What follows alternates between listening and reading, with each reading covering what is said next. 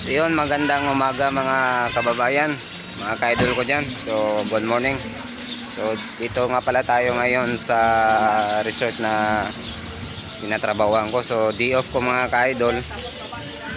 Hinatid ko lang si commander ko dito kasi siya ang may duty. So pauwi na sana ako. So napag-isipan ko muna na mag video.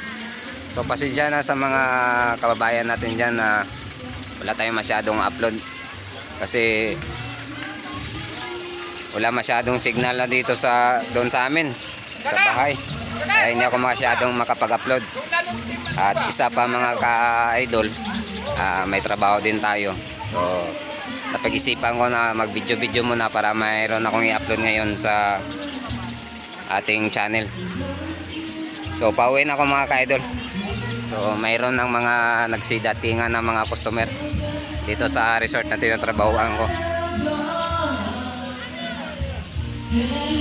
So yan o, may mga customer na dito sa cottages.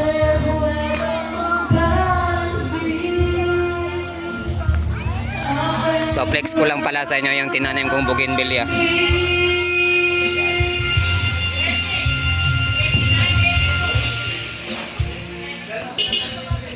So sobrang lawak po na resort dito mga kababayan, no?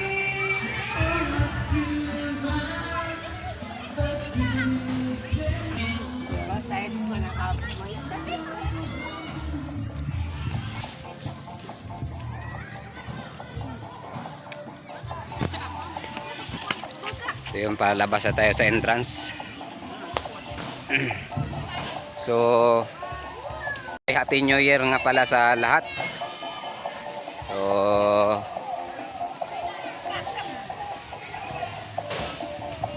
So Happy New Year nga pala sa lahat. So sa may mga gustong may baguhin, kasali na ako dyan. So magbago na tayo mga ka-idol.